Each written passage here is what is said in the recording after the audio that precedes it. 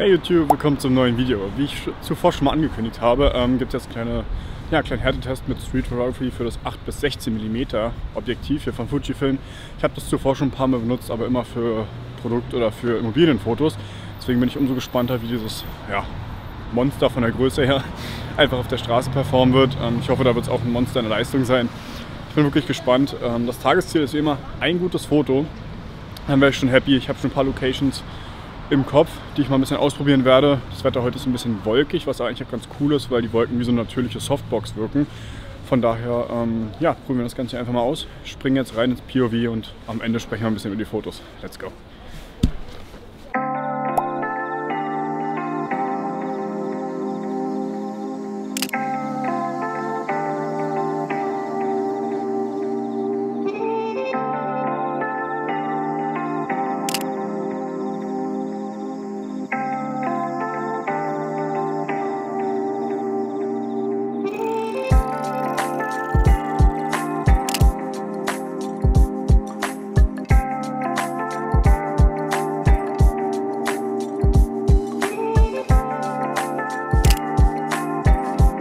So, erster größerer Location-Wechsel steht an. Ich bin jetzt zuvor am Checkpoint Charlie da ein bisschen rumgelaufen und ein paar Bilder gemacht.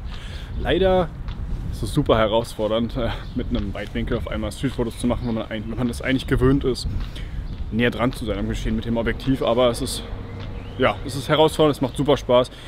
Ich habe jetzt noch 2 Locations im Petto.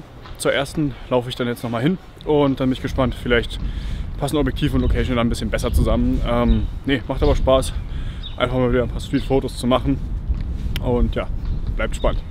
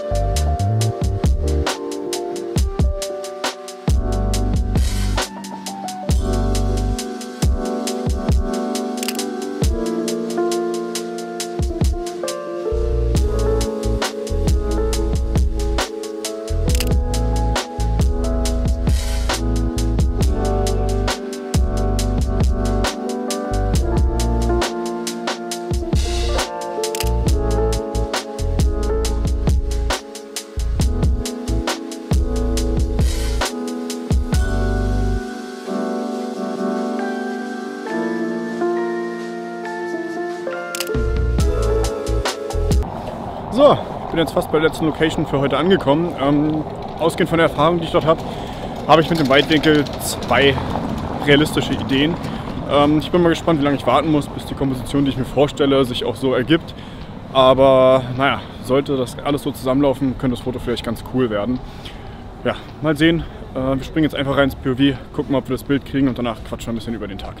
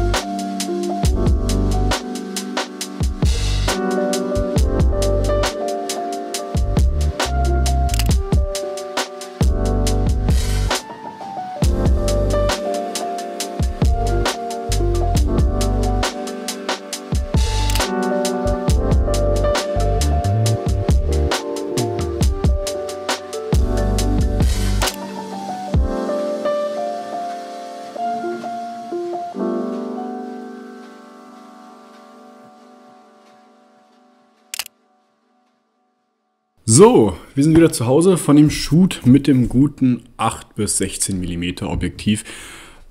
Ich muss sagen, das war seit langem der herausforderndste Shoot aller Zeiten. Ich war es wirklich gewohnt, durch die X100V mit 35 mm, knapp 25, 28 mm zu shooten. Und ja, auch durch das Zoom-Objektiv 16 bis 55 war es einfach gewohnt, näher am Objekt dran zu sein. Durch diese Brennweite war alles super weit und das war echt eine riesen Umgewöhnung. Klar, ich hatte das Objektiv schon ein paar Mal benutzt, auch für Innenraumfotos oder für Produktbilder. Aber das ist gar nicht zu vergleichen mit der Herausforderung bei der Streetfotografie. Es war wirklich schwer. Ich werde jetzt einmal ein bisschen durch die Bilder gehen, ein bisschen was dazu sagen. Aber ja, im Großen und Ganzen muss ich sagen, das war super hart, hat super Spaß gemacht, ehrlich mal eine wirklich heftige Aufgabe zu haben. Von der Bildqualität kann ich einfach nur sagen, das Objektiv ist hervorragend. Das konnte ich aber auch schon vorher gut behaupten, denn ich hatte es ja schon mal im Härtetest so ein bisschen für das benutzt, wofür ich es eigentlich haben wollte, für Innenraumfotos, für Produktbilder und für solche Sachen. Aber jetzt einfach damit Street Photography zu machen, war einfach nur krasse Sache. Ich glaube, ich werde es trotzdem noch ein paar Mal benutzen. Ich will es nochmal für Landschaften einfach ausprobieren, aber für Street Photography auch nochmal, weil es halt einfach so eine große Herausforderung ist, damit die Komposition und den Bildausschnitt hinzubekommen, den man wirklich möchte. So, fangen wir an mit den Bildern. Bei dem Bild, ja, da musste ich erstmal warm werden. Mein erster Gedanke war, okay, ich habe jetzt einen echt großen Bildausschnitt, ich muss irgendwas ins Bild bekommen. Mit dem Wasser unten und mit der Brücke oben wollte ich so einen kleinen Rahmen erschaffen und dann ein bisschen einen Blick in die Tiefe erlangen. Ja, ist in Ordnung, war der erste Knipser völlig okay. Das zweite Bild war dann schon wieder schwieriger, was ich jetzt hier habe. Ja, es war einfach extrem schwer einzuschätzen, wie viel das Objektiv jetzt sieht und wie das Ganze aussieht. Klar sieht man das Bild mittlerweile durch den Sucher, aber es ist dann noch was anderes, das Ganze auf dem Bildschirm vor sich zu haben und man denkt sich das Ganze im Kopf auch ein bisschen anders. Ich dachte, die zwei Personen wären viel näher dran. War dann am Ende nicht der Fall. Ist ein bisschen schade, deswegen ist das Bild, ja, ein bisschen schlecht. Aber nun gut, ist nun mal, was es ist. Weiter geht's. Mit dem Bild bin ich eigentlich ganz zufrieden. Das sind so ein paar typische Bilder, die ich immer wieder versuche, in meinen Street Photography Flow einzubauen. Ich arbeite gerne mit mehreren Schichten, einfach visuellen Schichten. Man sieht die Spiegelung sehr schön. Man hat im Hintergrund so ein bisschen die Maserung der Tonhalle, dann die Säule in der Mitte als Raumtrenner. Und dann hat man halt nochmal den Himmel und die Leute im Vordergrund fast. Aber trotzdem merkt man, dass das Ganze gespiegelt und auch geschichtet ist. Fand ich eigentlich ganz cool, ist vielleicht mein Bild des Tages, weil die anderen wirklich schwierig waren umzusetzen, so wie ich es mir vorgestellt hatte. Bei dem Pfützenbild wollte ich einfach mal nach unten knipsen, gucken, wie der Bildausschnitt so aussieht.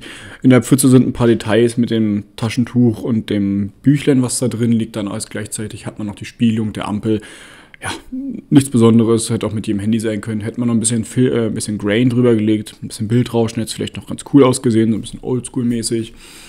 Aber nun gut, weiter geht's. Das Bild fand ich eigentlich auch ganz gut vom DB Tower. Ich mag die Ecke am Potsdamer Platz eigentlich sehr gerne mit den hohen Türmen, weil es einem so ein bisschen ein Skyline-Gefühl gibt der Stadt, da die Stadt ja sonst wirklich recht eben ist, bis auf den Fernsehturm. Dort nach oben zu fotografieren, hat einen schönen Bildausschnitt gehabt. Durch die leichte Werbung, die man im Bild hatte, hat man auch noch mal das Ganze ein bisschen größer erscheinen lassen. Von daher bin ich damit eigentlich recht zufrieden. ja doch, spiegelt eigentlich das Gefühl ganz gut wider, das man hat, wenn man dort steht und nach oben guckt. Das ist gleicher Standort, nur in die andere Richtung geguckt. Fand ich auch ganz cool, hat man wieder so einen kleinen Rahmen geschaffen, oben und unten einfach mit der Begrenzung und dann ist der Blickpunkt natürlich in die Ferne gerichtet nach oben, gibt einem das Gefühl, dass die Häuser endlos hoch sind. Ja doch, dafür ist das Objektiv eigentlich ganz gut, ja, zu gebrauchen. Das ist ein Standardbild, ich habe einfach mal versucht, näher ranzugehen. Ich habe ein bisschen gecroppt in dem Bild, weil ich ein bisschen zuschneiden musste, sonst hätte ich diesen riesen Bildausschnitt gehabt. Hat es aber eigentlich nicht schlechter gemacht. Klar, durch das Zuschneiden des Bildes verliert man so ein bisschen die Herausforderung, mit dem Weitwinkel zu arbeiten. Allerdings, ja, Standardbild, nichts Besonderes. Weiter geht's. Ja, ich habe viel mit dem Blick nach oben gearbeitet, dort, wo es dann mal ging, wo man hohe Häuser hatte, auch wenn ich eigentlich damit dann ganz zufrieden war. Ich habe da ein bisschen Rauschen drüber gepackt, um so dem Ganzen so ein bisschen so ein Oldschool-Flair zu verleihen. Finde ich eigentlich ganz cool, das Foto, auch mit dem Kondensstreifen vom Flugzeug, der sich von der einen Ecke des Hauses in die Mitte vom Bild zieht. Hat man nochmal so eine kleine Leitlinie fürs Auge. Doch, das fand ich eigentlich auch ganz gut. So, da war dann noch eine Ecke, wo ich wieder mit dem Blick nach oben arbeiten konnte. Ja, wie gesagt, dafür eignet sich das Objektiv super. Die Wölbung erlaubt es einem auch sehr gut, mit der Ferne und dem Blick zu arbeiten. Ja, ähnliches Bild. Ich habe dieses Bild auch so ähnlich schon einmal aufgenommen. Das passiert, wenn man an Orten shootet, wo man sich so ein bisschen auskennt. Man weiß dann so ein bisschen, wo die Spots sind für die Fotos, die man eigentlich ganz cool findet. Auch hier habe ich wieder mit verschiedenen Schichten gearbeitet. Was ich an dem Spot noch super cool finde, ist, dass man einmal oben als Begrenzung quasi die karierten Balken hat mit dem Glasdach. Auf der anderen Seite hat man dann wieder die geraden Linien. Auf dem Boden hat man das Karo-Muster als Schatten und trotzdem hat man hell und dunkle Kontraste. Man hat aber auch gleichzeitig noch die Spiegelung vom Haus gegenüber und aus der Rolltreppe passiert noch ein bisschen was mit ein paar Leuten im Bild. Wenn man genau hinguckt, sieht man eigentlich eine ganze Menge an diesem Foto. Deswegen mag ich diesen Spot auch so sehr, weil so viel passieren kann. Man hat so viele verschiedene Leitlinien, man hat so viele verschiedene Muster und Ebenen. Ich finde das Bild cool. Ist nicht mein Favorit des Tages, weil ich den Spot ganz genau kenne und ganz genau weiß, in welchem Winkel man die Kamera halten muss, um dieses Foto so zu bekommen. Nichtsdestotrotz ist das immer wieder ein cooler Spot, kann ich jedem empfehlen, einfach mal da ein bisschen rumzuprobieren. Ja. Ja, da habe ich ein bisschen versucht, mit hell und dunkel zu arbeiten. Ist jetzt kein Hammer. Wie gesagt, durch den weiten Bildausschnitt konnte ich die Frau schlecht isolieren im Foto, habe sehr viel Schwarz, sehr viel negativen Raum. Ja, weiter geht's. Ja, wie ich schon erwähnt hatte, das Objektiv eignet sich nicht nur super für Innenräume, sondern halt auch für Cityscape-Fotos und für Landschaften einfach. Hier habe ich versucht, das Gebäude so ein bisschen alleinstehend aussehen zu lassen. Dadurch, dass man so viel Sichtraum hat mit dem Objektiv, mit der geringen Brennweite, erlaubt es einem natürlich auch dann die ganze Fassade zu fotografieren und bis in den Himmel. Dafür ist es echt gut. Bei dem Bild habe ich so ein bisschen, ja, den ganzen Tag vor Augen. Man kann sehr schön einen sehr großen Bildausschnitt wählen, wenn man allerdings ein Subjekt isolieren möchte, wie ich es versucht habe mit dem Fußgänger, der dort in der Mitte des Bildes zu sehen ist, wird es schwer. Dadurch, dass man so viel Bildausschnitt hat, fängt man natürlich auch alles rundherum ein. Man ist in der Stadt, das ist belebt. Es ist super kompliziert, dort eine einzelne Person abzulichten. Ich fand das Bild eigentlich trotzdem nicht schlecht. Ich hätte mir gewünscht, dass ich unten den ganzen Schatten drauf bekommen hätte, aber dazu stand ich dann anscheinend doch zu nah dran. Trotzdem hat das so ein bisschen so ein urbanes Feeling auf mich, das Bild. Habe noch ein bisschen Rauschen drüber gelegt. Einfach für den Flair. Und ist kein super Foto, aber es ist eigentlich ganz witzig. Beschreibt halt komplett die Sichtweite mit dem Objektiv. Und von daher bin ich eigentlich damit auch super zufrieden. Da ich das erste Mal Street damit fotografiert habe mit dem Objektiv, ja, ist in Ordnung. Nochmal eine andere Sichtweise. Ich wollte den ganzen Potsdamer Platz einfach nochmal ablichten. Nichts Besonderes. Auf dem Bild habe ich versucht, helle und dunkle Punkte wieder zu isolieren, aber der Bildausschnitt war auch schon wieder riesig. Ich hatte Glück, dass der Ort an dem Moment leer war. Somit konnte ich mich wirklich nur auf die Person dort konzentrieren, die durch die hellen Bereiche durchging. Auf der rechten Seite hat man durch diese schönes Gemäuer noch so ein bisschen eine ganz interessante und glatte Struktur. Das sieht eigentlich ganz edel aus. Dann hat man noch halt den Fußgänger, der dort durch durch den Lichtbereich geht als Highlight. Nichts Besonderes. Trotzdem hat man durch den Tunnel so eine gewisse Leitlinie, wo das Auge lang gleitet. Deswegen ist es eigentlich ganz in Ordnung. Ich hätte es mir, glaube ich, ein bisschen besser vorgestellt, wenn ich einfach eine andere Brennweite gehabt hätte, aber dafür, dass es damit halt so eine Herausforderung war, ist in Ordnung. Bei dem Bild habe ich einfach mal versucht, die Schärfe zu testen und ich muss echt sagen, ich bin überwältigt. Wenn man sich das Ganze anguckt, die Fasern des Geflechts sind so deutlich abgebildet, Hammer. Also das Objektiv hält, was es verspricht, die Bildqualität ist hervorragend, auch in den Details, man kann wirklich nah ranzoomen, es ist immer noch alles gestochen scharf. Damit bin ich super zufrieden, stellt einen bei Detailshots ein bisschen vor Herausforderung, ist auch vielleicht nicht ganz die richtige Brennweite dafür. Aber nein, bei dem Foto ging es nur darum, einfach mal auszuprobieren, wie scharf das Ganze ist, wenn man auch mal näher rangeht. Und dafür war das Material eigentlich ganz gut, da viele kleine Fasern abstehen, konnte man ein bisschen testen, was wie aussieht und ob es noch scharf ist. Ja, das war eigentlich nur ein Testbild. Das Bild war auch noch recht am Anfang. Da habe ich ja ein bisschen versucht warm zu werden, wollte ein paar Leute einfangen. Ich finde, dadurch, dass die Person gerade am Gehen ist, hat das eine gewisse Dynamik. Aber es ist auch zugeschnitten, wie man sieht, sonst hätte ich einen viel größeren Bildausschnitt, ist daher ein bisschen geschummelt. Aber das ist auch eigentlich gar nicht möglich, in so einem Raum, in so einem Spot so gezielt auf den kleinen Ausschnitt zu fotografieren mit der riesen Brennweite, ist echt schwer. Naja, war trotzdem ganz in Ordnung. Ja, das Bild ist dann nochmal einfach kleines Testfoto gewesen, aber auch ein Detailfoto. Auf der anderen Seite fand ich die Situation ganz, ganz schön. Da haben gerade Handwerker Pause gemacht und ich finde, das verkörpert das Bild auch, so ein gewisses Pausengefühl, was ich auch ganz interessant fand. Also es ist so ein Live-Snap. Fand ich ganz gut. Mir gefällt das Bild wirklich auch mit am besten. Ich würde es fast auf Platz 2 von heute packen. Zusammen mit dem ersten Spiegelungsfoto. Ja, deswegen kann ich darüber auch gar nicht so viel sagen. Es hat einen bestimmten Vibe, mir gefällt es. Ich würde sagen, das ist halt mein Zweitfavorit gewesen. Ja, zum Abschluss nochmal. Also, das Objektiv hat eine super Schärfe, hat einen super guten Bildausschnitt, wenn man sich in engeren Räumen befindet. Für Streetfotografie ist es sehr herausfordernd, aber es hat trotzdem Spaß gemacht, einfach sich dieser Herausforderung zu stellen. Ich werde es auf jeden Fall nochmal machen in der nächsten Zeit. Ich werde es auch nochmal bei der Landschaftsfotografie probieren. Ich bin überwältigt von der Schärfe dieses Objektivs.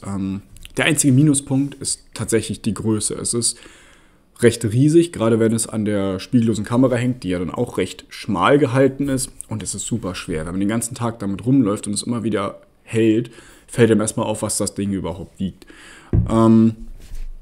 Irgendwann wurde es ein bisschen lästig in der Hand, dadurch, dass wirklich die Kamera immer wieder nach vorne abknickte und man immer wieder dagegen drücken musste. War es echt nicht ganz einfach. Aber ja, wie gesagt, es ist nicht für Streetfotografie gemacht. Es ist nicht dafür gemacht, den ganzen Tag damit umherzulaufen. Trotzdem ist das halt der einzige Minuspunkt, einfach das Gewicht. Und man kann damit schwer unauffällig bleiben. Was ich an der X100V sehr schätze, ist, dass sie sehr schmal und kompakt gehalten ist. Und man kann damit schnell unbemerkt Fotos machen, die dann natürlich im Moment wirken. Ist hiermit ein bisschen schwierig. Allein das Objektiv ist halt einfach riesig. Wenn man dann noch die Gegenlichtblende ranmacht, hat man nochmal ein paar Zentimeter dazu. Man fällt auf mit dem Objektiv. Aber nun gut, es ist nicht dafür gemacht, wie ich schon ein paar Mal erwähnt hatte. War eine gute Herausforderung. Ich fand das Shooting echt super. Vielleicht mache ich damit nochmal ein POV-Video. Werde ich mal sehen. Jetzt für dieses Mal hat es echt gereicht. Ich war teils frustriert währenddessen, teils glücklich über die Schärfe.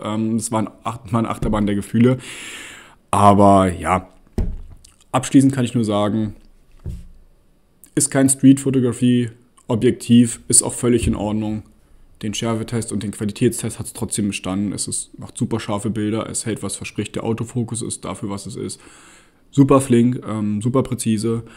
Und das Objektiv ist auch recht ruhig. Ich könnte mir auch damit vorstellen zu filmen, weil es mit dem Mikro, glaube ich, keine Komplikationen geben würde. Ich habe auch 1, 2 Clips unterwegs damit gedreht, weil ich die einfach mal testen wollte. Und das ist alles echt super geworden. Ja, solltet ihr kleinere Brennweiten brauchen, kann ich das hier nur wärmstens empfehlen. Und ja, ich hoffe, euch hat das Video gefallen. Wenn ihr noch weitere Fragen zu dem Objektiv habt, dann schreibt sie mir gerne in die Kommentare. Ihr könnt mir auch gerne Kommentare zu euren Lieblingsbildern dalassen. Und wie immer würde ich mich freuen, wenn ihr dem ganzen Video hier ein Like gebt, um dem Algorithmus ein bisschen zu helfen. Dann hoffe ich, dass wir uns im nächsten Video wiedersehen. Bis dann. Ciao.